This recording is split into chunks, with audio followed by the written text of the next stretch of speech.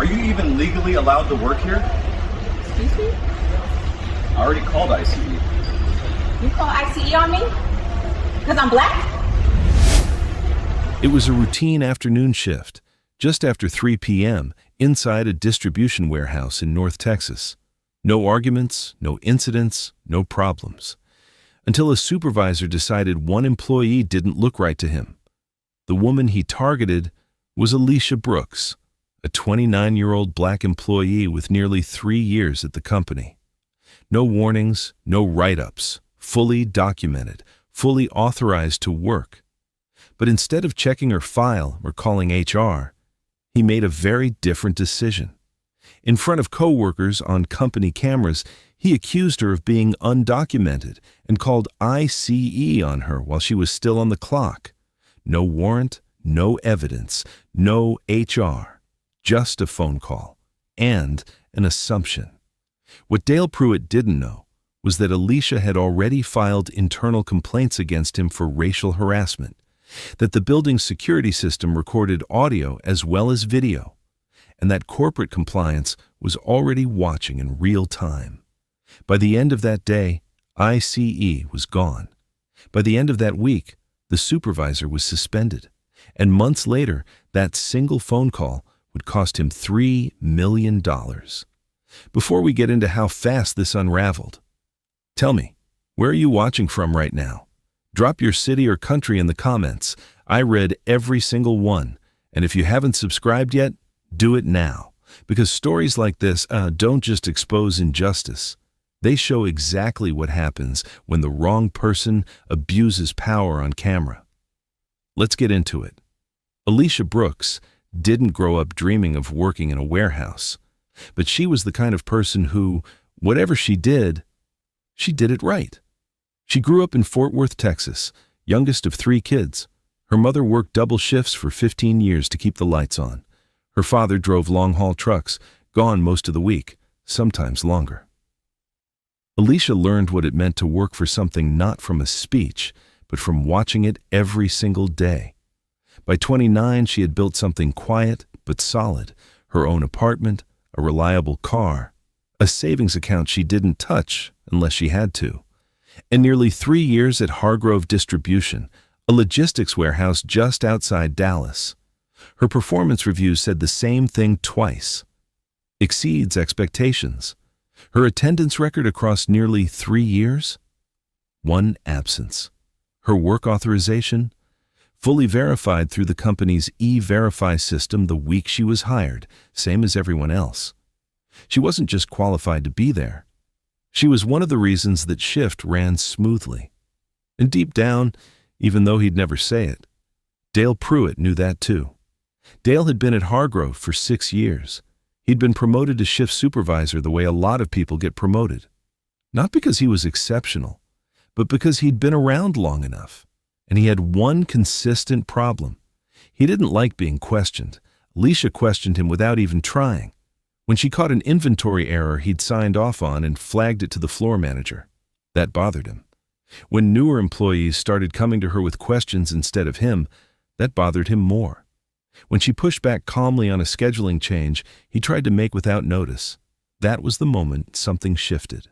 The targeting started small, double-checking her badge scan when the system already logged her in, nobody else's.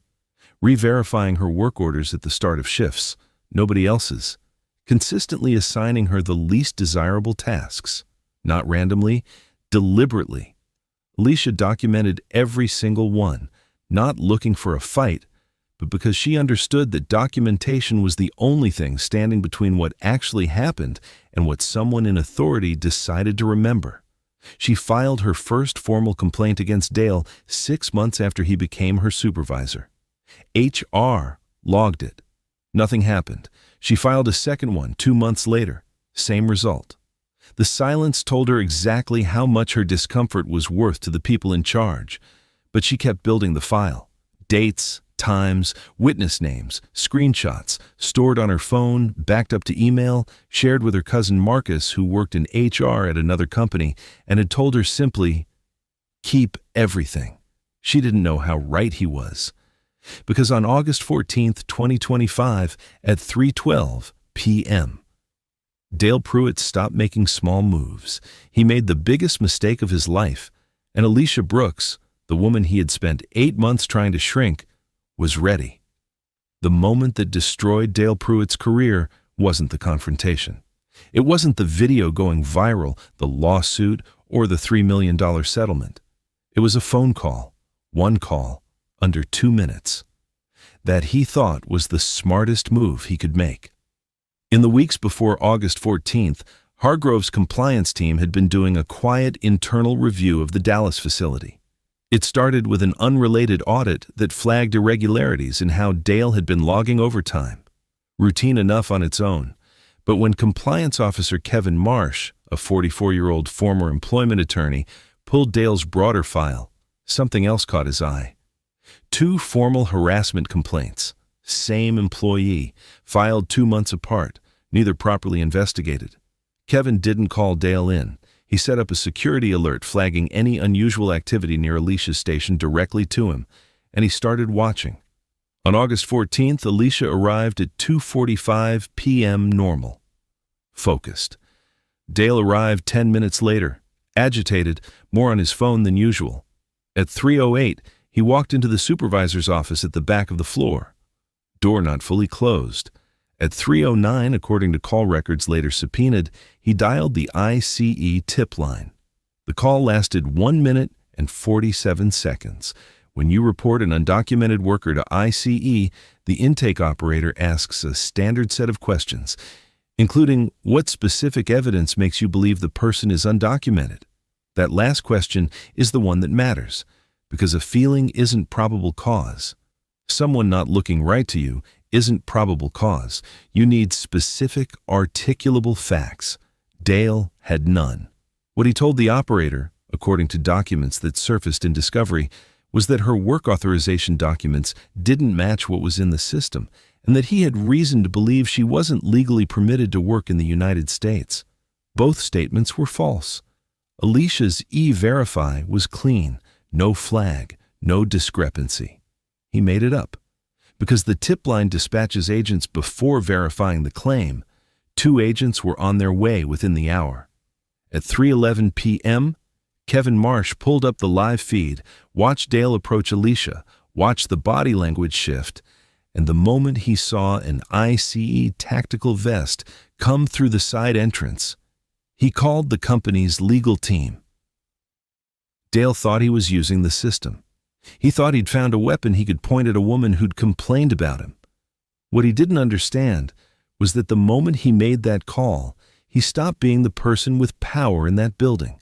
There was now a paper trail with his name on it, a timestamp, a recording, and a compliance officer already on the phone with legal. Dale built the trap himself, and then he walked straight into it. 7 minutes. That's how long it lasted, from the moment Dale approached Alicia's station to the moment Agent Reyes walked back out. But everyone on that floor would tell you it felt like an hour, because some moments carry more weight than their length suggests. And this one carried years. Dale reached her station at 3:12 p.m. She was mid-task, cross-checking a fulfillment order, one earbud in, the other ear open to the floor. She saw him coming. She took out the earbud and waited, because she had learned that the best move was to let him speak first and give him nothing to twist. He stopped about 3 feet from her, still looking at his phone, not at her. That detail matters. It wasn't distraction. It was a power move, the kind that communicates you are not worth full attention. Without raising his voice, he told her she wasn't going anywhere until she answered him. She asked what she was supposed to be answering. He glanced up briefly, then back down, and asked whether she was even legally allowed to work there. The floor went quiet. Not immediately. It took about 2 seconds, like a wave moving outward, one worker stopping then another, until the ambient noise dropped to almost nothing. Alicia said, "Excuse me." Dale exhaled, the exhale of a man who wants you to feel like a problem he's managing, and told her he'd seen this before, that he'd already called ICE. She went still for a moment, then said quietly, almost like she needed to hear it out loud to confirm it was real, that he had called ICE on her. Agent Marcus Reyes stepped into clearer view from the side entrance. Calm, tactical vest, hands near his belt. He told them they'd received a report of an undocumented worker. Alicia turned toward him and asked what the report was based on. Dale gestured toward her and said she didn't look like what was in the system. He told her to step aside. The silence that followed that sentence was different from before. Before, people had stopped because something unusual was happening. Now they stopped because something wrong was happening. And everyone knew it. Alicia lifted her chin, held eye contact with Dale, and asked, in 6 words that would eventually appear in court documents and civil rights briefings across the country, whether it was because she was black. Dale said nothing. There was no answer that didn't make things worse. And the silence he left behind said everything. Agent Reyes told her to cooperate, or things would get complicated. She looked at him, then back at Dale. Her shoulders rose and fell. She said it already was. That's when Trina Vasquez pulled out her phone. She'd been 15 feet away pretending to reorganize a shelf she'd already organized twice. She raised it without announcing anything and started recording. 2 other workers, Carlos Medina and Brianna Cole, did the same within seconds. Nobody coordinated it. They just knew. Dale saw the phones go up. Something shifted in him. Not remorse, but the panic of someone who is committed to a course of action and is only now understanding the consequences, but whose ego won't let him walk it back. He turned to Agent Reyes and said quietly to just verify her and run her through the system. That he'd see. Agent Reyes asked Alicia if she had work authorization documentation she could provide voluntarily. Careful with that word, because he understood exactly where the legal lines were. She said yes. She reached into her vest pocket and produced her employee ID badge. On the back was her E-Verify confirmation number, a detail she had added herself months earlier, precisely because of the environment Dale had created around her. Reyes photographed it, ran it. 30 seconds later, he had his answer. Fully authorized, no flags, no discrepancies. He looked at the result, then at Dale. And for the first time since walking into that warehouse, his composure cracked, slightly. He asked Dale calmly what exactly the discrepancy had been that he reported. Dale opened his mouth, closed it, started sentences he couldn't finish. Because there was no sentence to finish. No discrepancy. There never had been. Reyes straightened up and told Alicia her documentation was in order and she was free to continue her shift. He looked at Dale one more time, said nothing, and walked out. 7 minutes. Alicia put her earbud back in, picked up her clipboard, and went back to work. Upstairs, Kevin Marsh ended his call with legal, flagged and saved the footage to a separate server, opened a new document, and typed 4 words at the top. Incident Report, August 14th. Trina Vasquez got home at 11:47 p.m. that night, having spent hours going back and forth about the video on her phone. She watched it 4 times. Every time, that tight feeling in her chest you get when you watch something that shouldn't have happened and realize you're one of the few people in the world with proof that it did. She texted her sister the clip. Her sister responded in 40 seconds and told her to post it right now, tonight. Trina sat with that for 20 more minutes. Then she created a new account, wrote a short caption explaining what had happened. That a supervisor had called ICE on a black co-worker with full work authorization and the agent had cleared her on the spot, and posted it at 11:53 p.m. By 2 a.m. it had 4,000 views. By 5 a.m., 200,000. By the time Trina woke up, 1.4 million. And her notifications had completely collapsed. 3 things made this video different from the dozens of similar incidents that get filmed and forgotten. The footage quality, clean, wide, well-lit, clear audio. No ambiguity. You watched it and understood exactly what you were seeing. Agent Reyes clearing Alicia in 30 seconds on camera, which destroyed any argument the call was made in good faith. If there had been a legitimate concern, verification doesn't come back clean that fast. And Alicia herself. She didn't yell or break down. She stood there, composed, and asked the question that reframed everything, whether it was because she was black. That landed like a door being kicked open. It didn't just describe what was happening to her. It described what happens to millions of people who never have a camera running when it happens to them. The internet felt that. By mid-morning, the video had been reposted by 14 accounts with over 1 million followers each. A civil rights attorney called it textbook racial profiling weaponized through federal authority.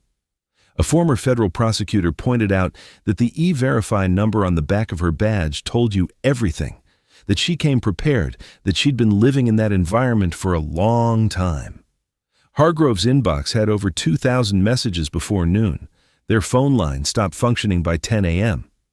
At 9:15, less than 18 hours after the confrontation, Dale Pruitt was called to the main office, placed on immediate suspension, and escorted out of the building by 10 a.m. Alicia found out through Trina. She was at home, taking one day to think clearly. She looked at the screenshot of the suspension notice for a long moment, put her phone down, and called her cousin Marcus. She told him she needed a lawyer. James Whitfield had practiced employment and civil rights law in Dallas for 19 years. When Alicia walked in with 14 months of documentation, 2 HR complaints, her E-Verify confirmation, and a video pushing 11 million views, he leaned back and said this was one of the strongest cases he'd seen walk through that door. He took it that afternoon. The story crossed into national media fast. Washington Post framed it not as regional news, but as part of a broader pattern of ICE tip misuse and workplace racial profiling. Whitfield released one statement, one paragraph, ending with the line that his client had not asked for this, but that she was prepared for it. ICE's regional office confirmed the tip response and clearance and said they were reviewing internal protocols. What they didn't say, but what Whitfield's team had already started documenting, was that the tip line had acted on Dale's call with zero preliminary verification. No E-Verify cross-check, no call to HR. Just a claim and 2 agents dispatched. That gap would become a central argument in the lawsuit.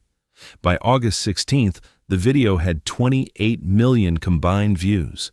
In a federal courthouse in Dallas, Whitfield was finalizing paperwork for a lawsuit naming Dale Pruitt, Hargrove Distribution, and the Department of Homeland Security.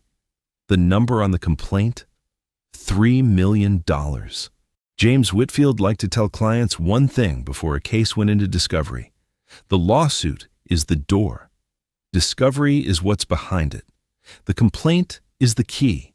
The weapon is everything the other side is now legally required to hand over. And in the case of Alicia Brooks, what came out during discovery didn't just support her case, it blew the roof off. Whitfield filed the federal lawsuit on August 21, 2025. 43 pages. Racial discrimination under Title VII, hostile work environment, misuse of federal authority, and negligence on Hargrove's part for failing to act on 2 documented complaints before August 14th. Hargrove cooperated immediately. Patricia Donovan's decision was strategic and correct. Don't fight Alicia. Separate the company from Dale's actions. Demonstrate accountability before a judge forces it. They handed over all internal documentation with no subpoena required. What Whitfield's team found changed everything. Dale's file told 2 stories, 6 years of nothing remarkable.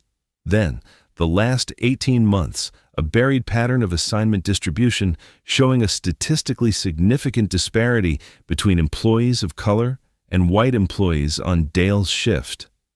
Worse tasks, most scrutiny, most informal reprimands, filed under administrative observations, never actioned. Whitfield's associate Dominique Reeves built a spreadsheet from the raw logs and ran the numbers. She put it on his desk and told him it wasn't subtle and it wasn't borderline. 14 months of documented pattern and nobody had done a thing about it. Then they cross-referenced it against Alicia's complaint dates.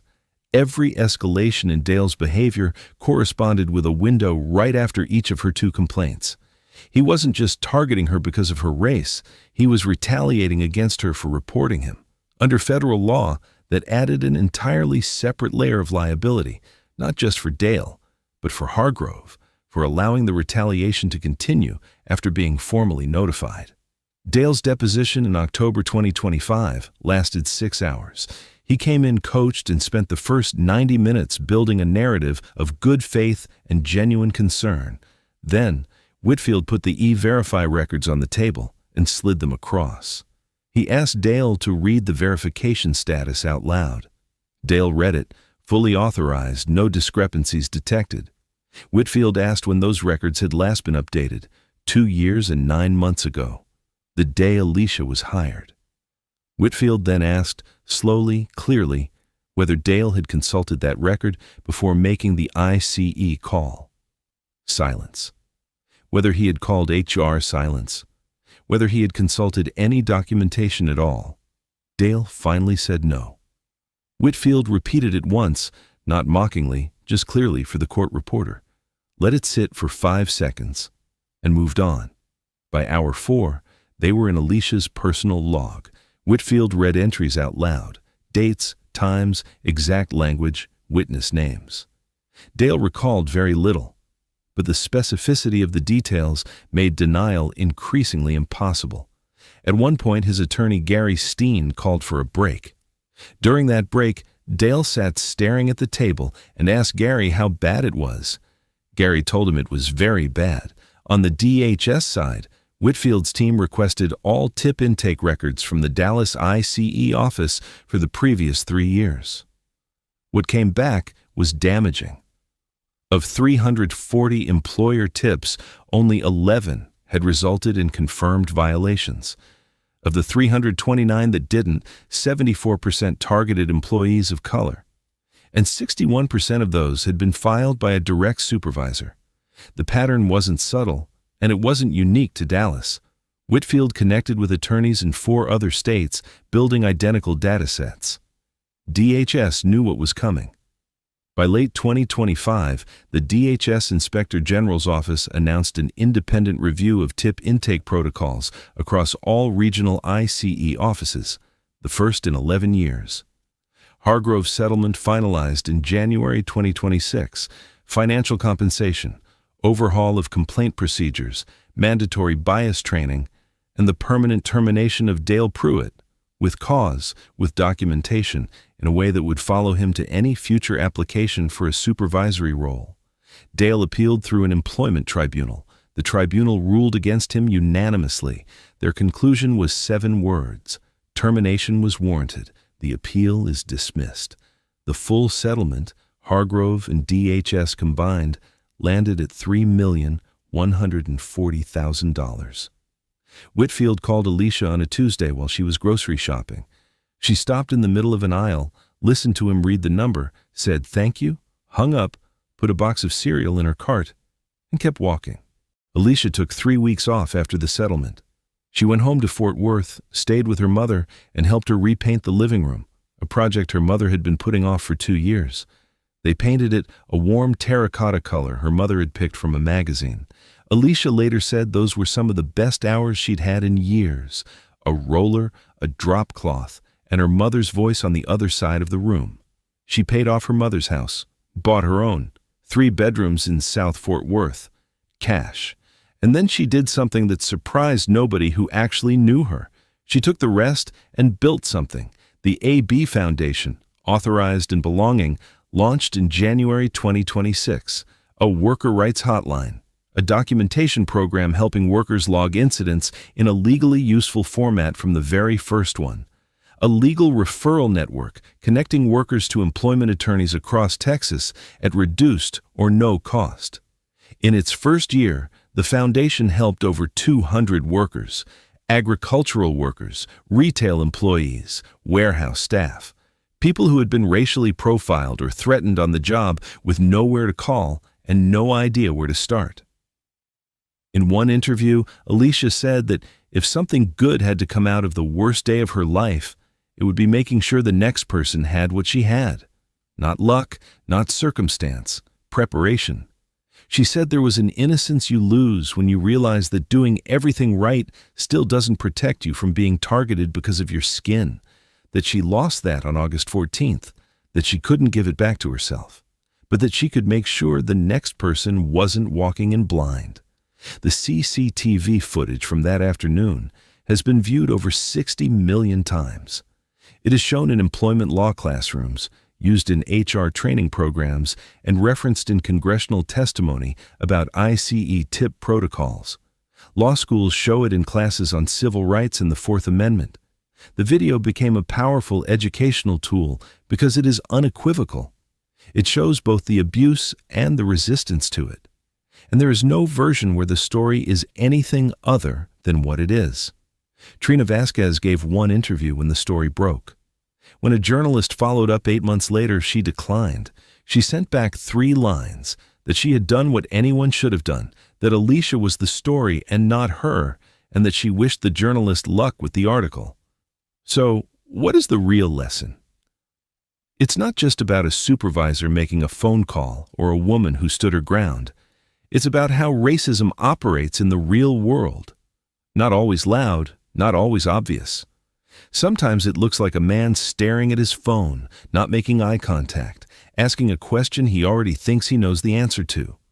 It's about how power gets abused when nobody is watching, and what happens when somebody is.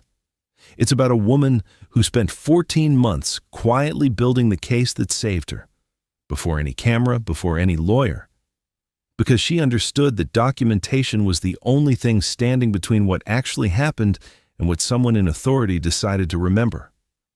And it's about what she did when it was over, not just for herself, for every worker who came after her, and the ones still coming. Alicia Brooks still sets 3 alarms every morning, not because she's disorganized, because she refuses to be late. Some things don't change, and some things, finally, after everything, do. Sometimes justice really prevails, and when it does, it should be celebrated, documented, and used as a blueprint to make sure it keeps prevailing. If this story hit you, share it. Not just because the numbers are wild or because Dale Pruitt got what he deserved, but because Alicia Brooks spent 14 months quietly building the case that saved her before anyone was watching, before any camera was rolling, before any lawyer was on the phone. She documented, she reported, she kept going, and when the moment came, she was ready. That's the part that doesn't get enough attention, not the viral video, not the 3 million, the 14 months before all of that, the quiet work, the 3 alarms. If you work somewhere and something feels wrong, document it, date it, name it, save it somewhere safe. You might never need it, but if you do, you'll be glad you have it. Drop a comment below. Have you or someone you know ever had an encounter with ICE? Or tell me, what would you have done if you were Alicia in that moment? I read every single comment, and if you haven't subscribed yet, do it now. Because this is a channel that tells stories that need to be told, stories that expose injustice, hold power accountable, and remind us that sometimes the camera catches everything. Don't miss the next one.